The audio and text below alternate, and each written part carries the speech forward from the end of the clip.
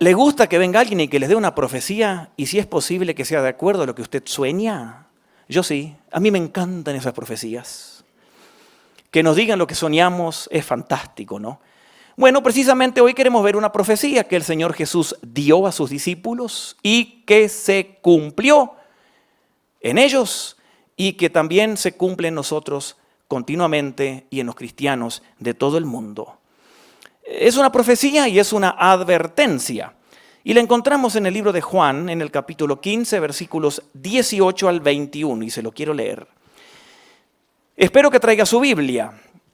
Un cristiano sin Biblia es como un jugador de fútbol sin pelota, una cocinera sin una cocina o un albañil sin cemento.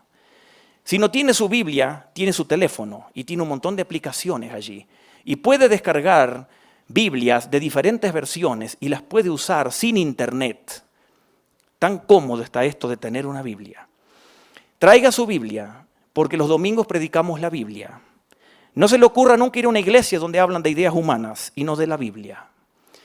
Quiero leerles lo que dice Juan 15, 18 al 21 y luego queremos ver este tema. ¿Por qué el mundo no quiere a los cristianos? Y vamos a ver esta profecía que trajo el Señor. Juan 15, 18. Si el mundo los aborrece, tengan presente que antes que a ustedes me aborreció a mí.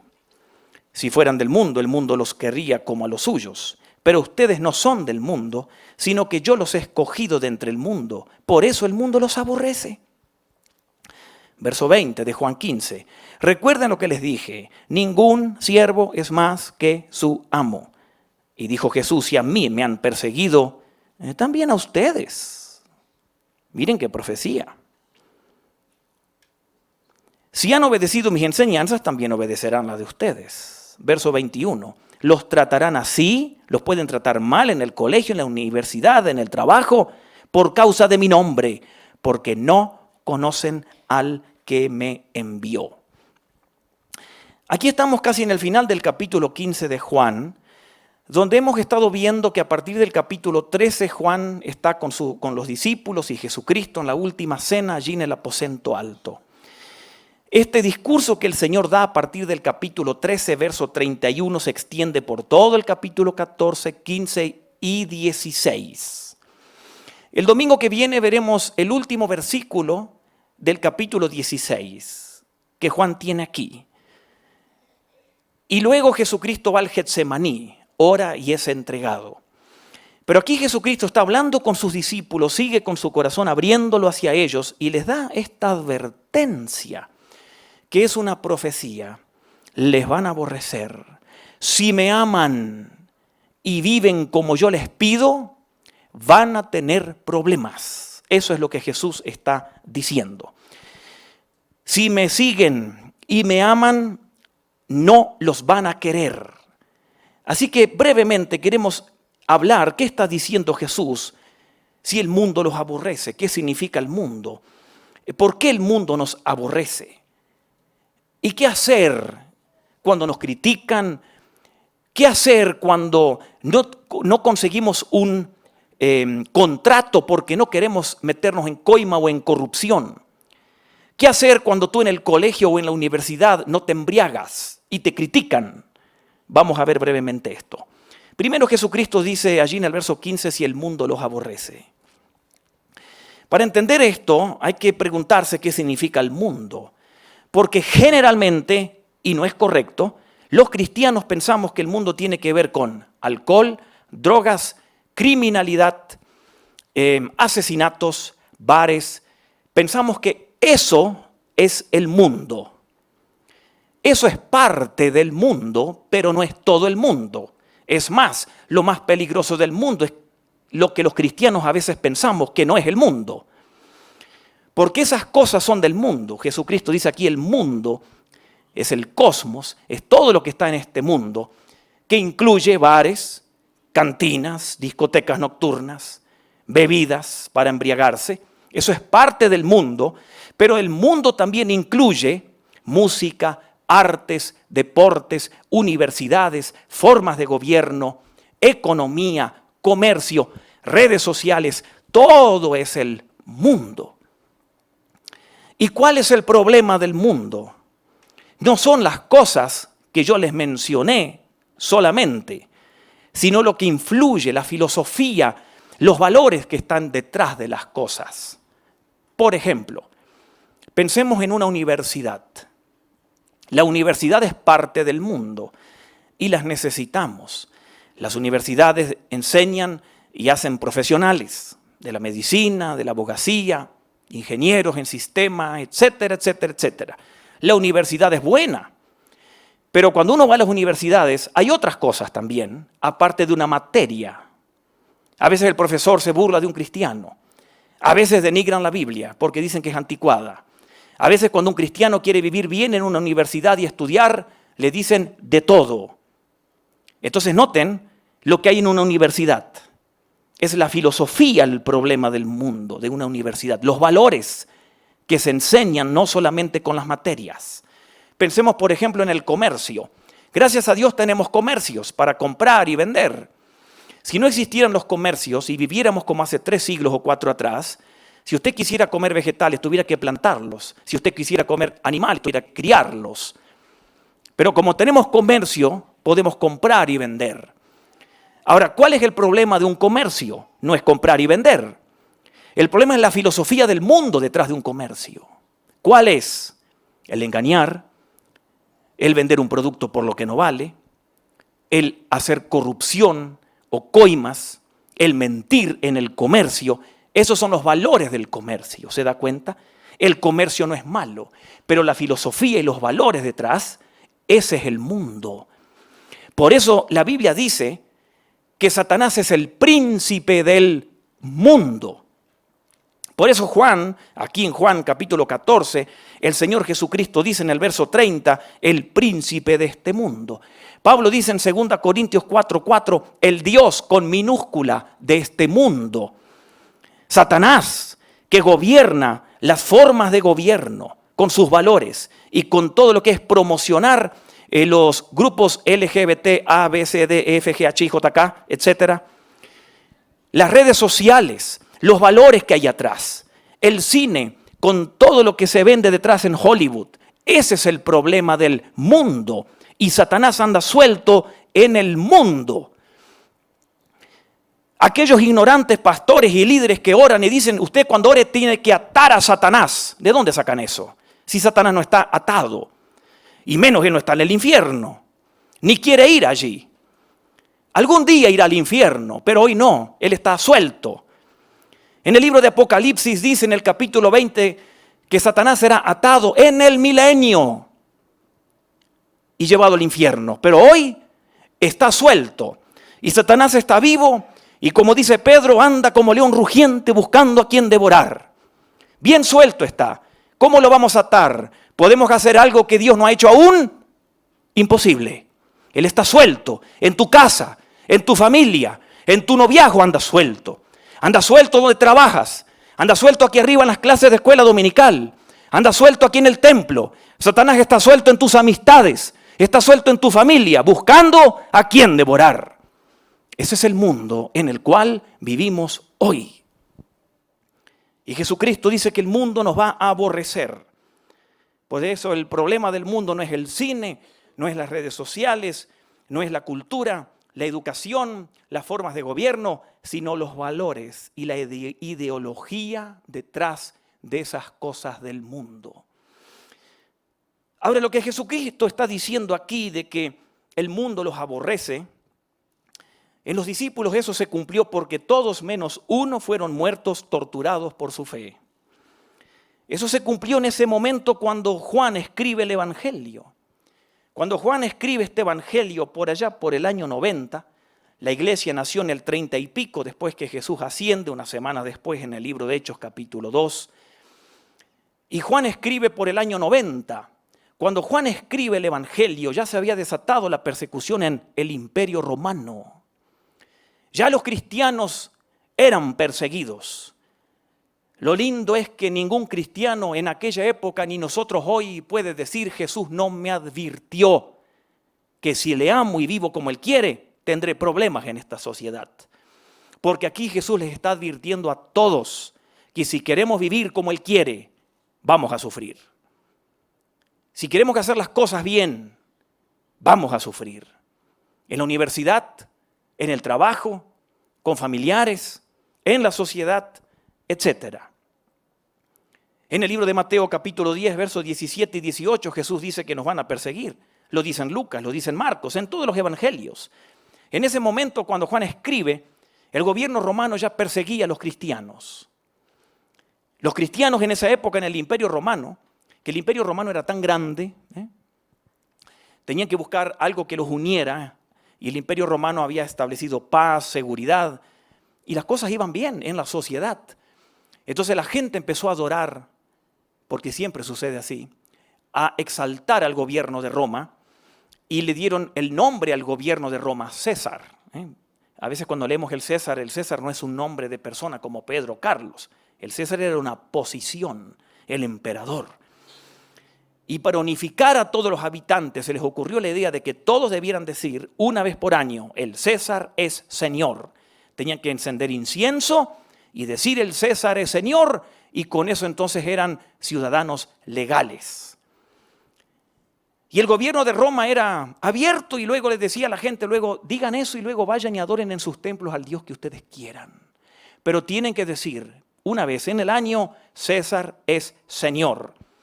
Y eso es precisamente lo que los cristianos no hacían. Ellos no decían César es Señor, ellos decían Jesucristo es Señor. Y por eso empezó la persecución y le hacían barbaridades a los cristianos, que no voy a entrar en este tema, que los perseguían y los mataban por su fe. No solo el gobierno de Roma perseguía a los cristianos, sino también la sociedad romana odiaba a los cristianos. ¿Por qué? Odiaban a los cristianos porque decían que ellos comían seres humanos, que eran caníbales.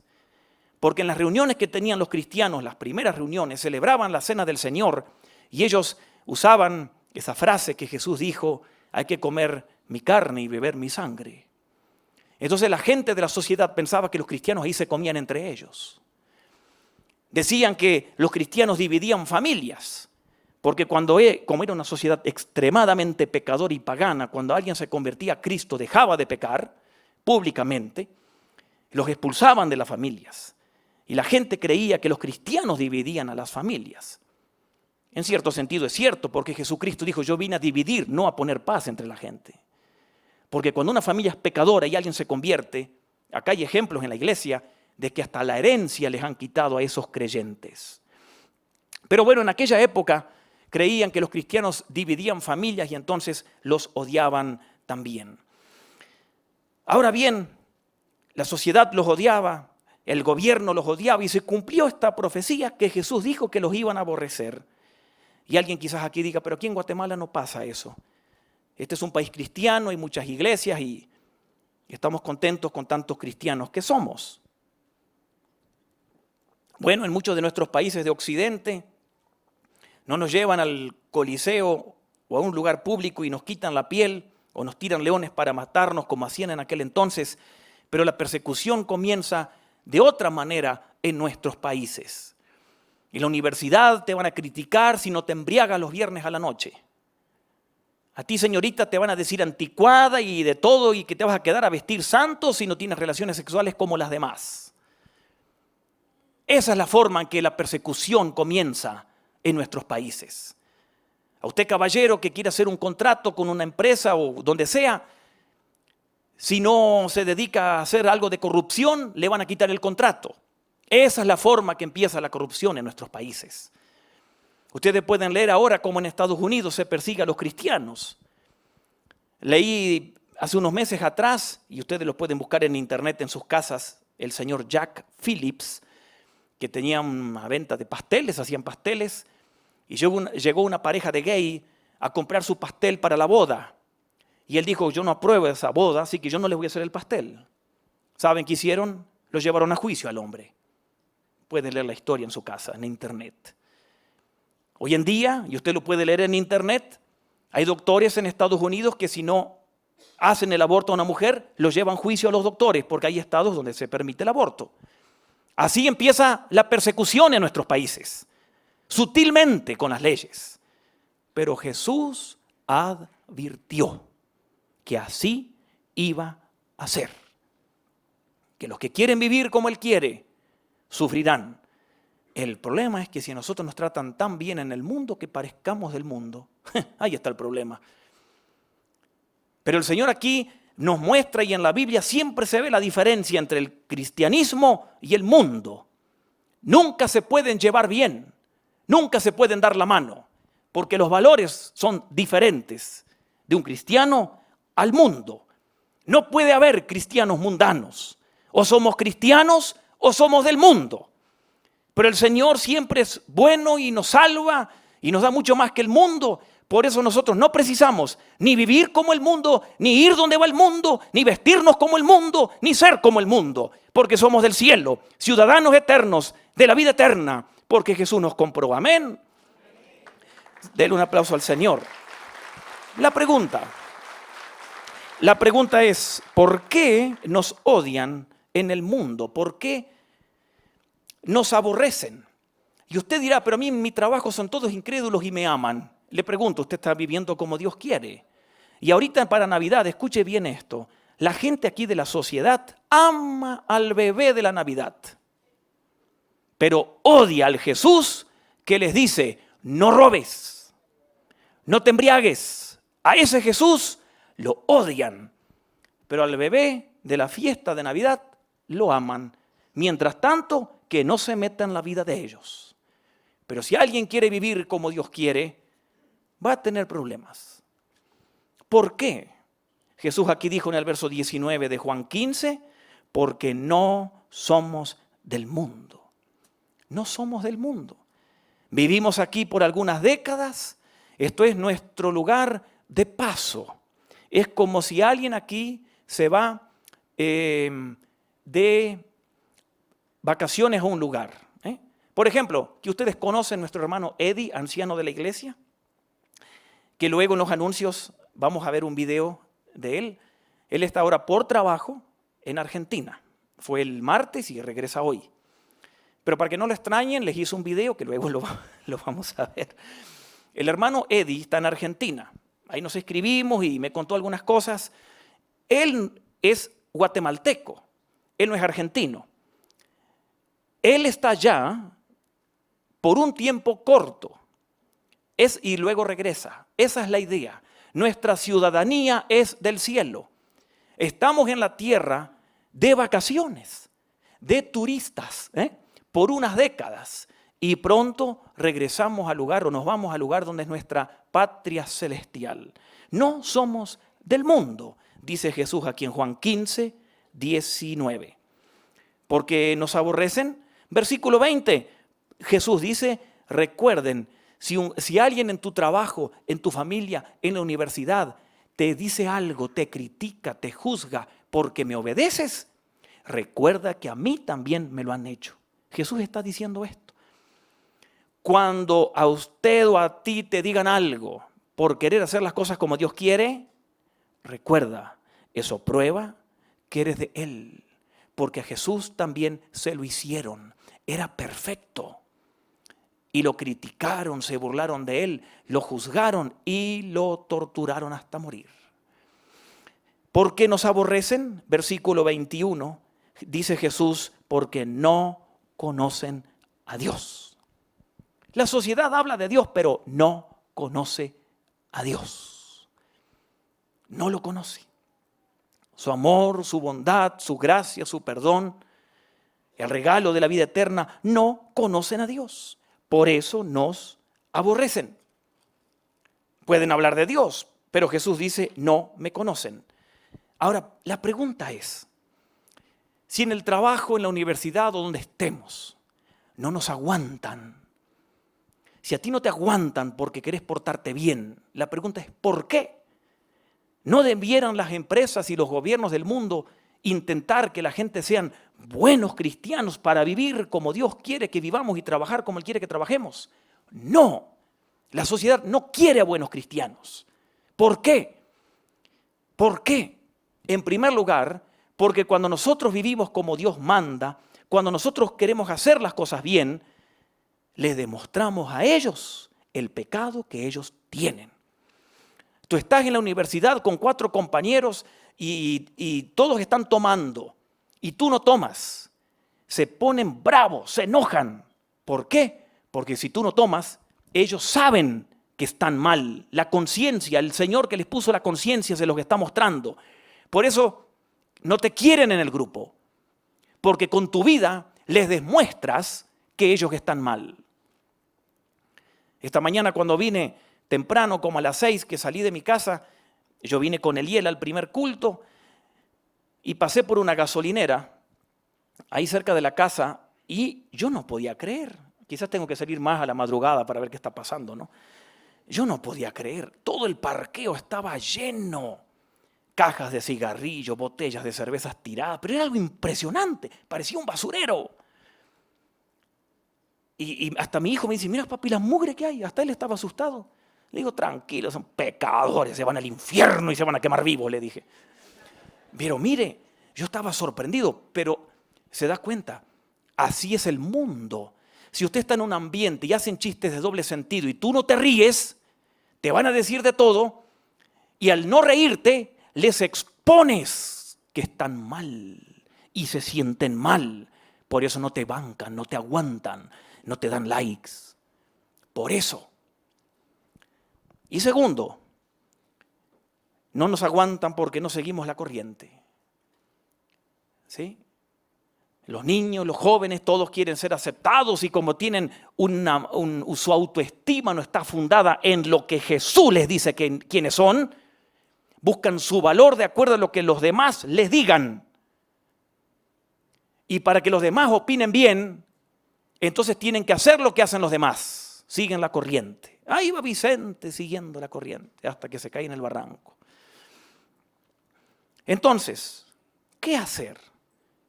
¿Qué hacer si no nos aguantan? ¿Qué hacer cuando nos odian por querer hacer las cosas bien? Porque si querés vivir bien, estudiar bien, ser el mejor, te van a criticar. ¿Qué hacer entonces? No bajar los estándares de vida, porque no somos de acá. Nuestra ciudadanía es del cielo, tenemos que vivir mejor que la gente de acá. Nuestros valores son diferentes. Nuestra forma de ser, nuestra forma de actuar es diferente que la del mundo. Entonces, ¿qué hacer? Recordar algunas cosas, porque no podemos cambiar esto que Jesús dijo que iba a suceder. ¿Qué hacer? Recuerda algo. Es temporal la vida en la tierra y el sufrimiento. Si te critican y te dicen cosas, es temporal. Puede durar 1 año. Es temporal. Puede durar 10 años donde trabajas. Que te digan cosas por ser cristiano, cristiana. Es temporal. Puede durar 20 años. Sigue siendo temporal. Va a parar. La vida es lo único que es eterno, la vida en la eternidad. Entonces recuerda que esto es temporal, efímero, pasajero. Segundo, cuando te digan cosas, recuerda las recompensas eternas. Yo sé que esto es muy abstracto y uno quiere ahora las cosas, no en la eternidad. Pero cuando te critican por ser cristiano o porque no vives como el mundo, recuerda, Jesucristo dijo en Mateo 5, hablando de la última bienaventuranza en el verso 11, dichosos si la gente los insulte, les diga cosas que son mentiras. Alégrense porque así me persiguieron a mí. Alégrense porque les espera una gran recompensa en el cielo. Es temporal. Y nos espera una gran recompensa. Mire, la gente siempre quiere quedar bien con los demás. Nunca usted puede quedar bien con todos. Mejor quede bien con Dios. Mejor quede bien con Él. Y tercero, recuerde a Jesús, a quien maltrataron. Jesús, el que era perfecto, que hizo bienes a todos los que podía. Encomendémonos a su nombre. Seamos fieles a Él cuando nos critican. Pensemos en Él, Jesús. Nosotros hoy estamos acá por su nombre, ¿verdad? Somos salvos por su nombre. Vamos rumbo al cielo por su nombre. Hay sanidad por su nombre. Hay paz por su nombre. Hay poder en su nombre. Hay gozo en su nombre. Él, que es el refugio en los momentos de tormenta en nuestras vidas. Él que es el amigo que viene cuando los demás se van. Él que es el doctor en la sala del enfermo. Jesús, el nombre que mata malos hábitos. El nombre que hace retroceder al diablo y a sus demonios. Y no lo vamos a atar al diablo porque está suelto, Ya se los dije, no lo ate. No podemos hacer lo que el Señor no hace. El Señor lo va a atar en el milenio, dice Apocalipsis 20. Hoy está vivo, suelto, buscando a quien devorar. Pero Jesús, su nombre, y cuando lo mencionamos, hace retroceder a Satanás y a los demonios. Jesús, el nombre que mata pecados, el nombre que imparte vida eterna. Jesucristo, el que salva al más grande pecador. Jesús, que sea nuestra vida, nuestro pensamiento. En la mañana, Jesús en la tarde, Jesucristo en la medianoche, Jesucristo cuando estamos con gente que nos quiere, Jesucristo cuando estamos con gente que no nos quiere, que Él sea todo para nosotros. Las tentaciones llegarán y si vivimos como Dios quiere, vamos a sufrir seguramente algo. Las tentaciones pueden llegar si queremos vivir como el Señor nos pide. Pero si estamos en las manos del Señor, el diablo, dijo Jesús en Juan 10, no nos puede quitar de sus manos. Cada uno de nosotros podrá ser manipulado por el diablo, tocado por el diablo, tentado por el diablo, movido por el diablo, activado por el diablo, pero nunca poseído por el diablo.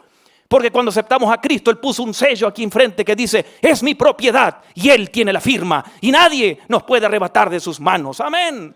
Aleluya. Estamos bajo un nuevo jefe, hoy y siempre. Jesús, el nombre más dulce que existe para nosotros. Amamos a Jesús porque Él nos amó primero. Por eso le amamos y le vamos a ser fiel hoy y hasta la muerte. Amén. Amén. Póngase en pie, vamos a orar. Señor, te damos gracias por tu palabra, porque tú has dicho claramente y nos diste la advertencia que si queremos amarte, vamos a sufrir. Algunos de los hermanos y hermanas que están aquí están sufriendo, donde trabajan, donde viven o donde estudian, porque te son fieles. Oramos que los fortalezcas para seguir fieles a ti hasta que tú los llames a tu presencia. Señor, seguramente también aquí hay entre nosotros o gente que nos está viendo o escuchando que quieren conciliar el cristianismo verdadero con el mundo. Y actúan como el mundo, se visten como el mundo, van donde va la gente del mundo, hablan como la gente del mundo. Pero que hoy tú cortes esa dependencia que tienen del mundo y te miren a ti y tomen la decisión de serte fiel a ti, para que aunque vengan críticas o problemas, permanezcan en ti. Señor, fortalécenos en los tiempos que vendrán, que cada vez será más difícil mantenerse en la fe y ser fiel a tus valores, no a los valores del príncipe de este mundo.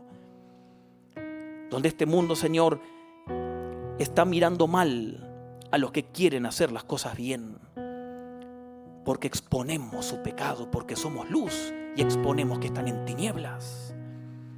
Señor, ayúdanos a permanecer en ti. Te lo pedimos.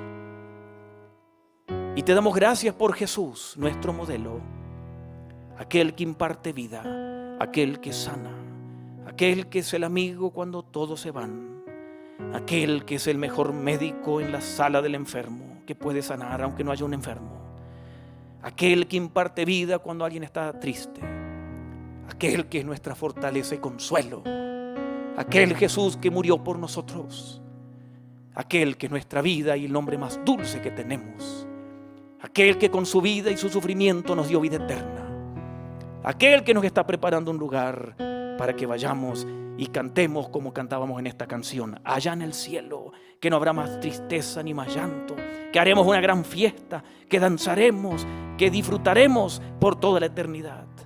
Gloria sea tu nombre. Fortalece a tus hijos, Señor, en esta hora. Ayúdanos en el nombre de Jesús. Amén y amén.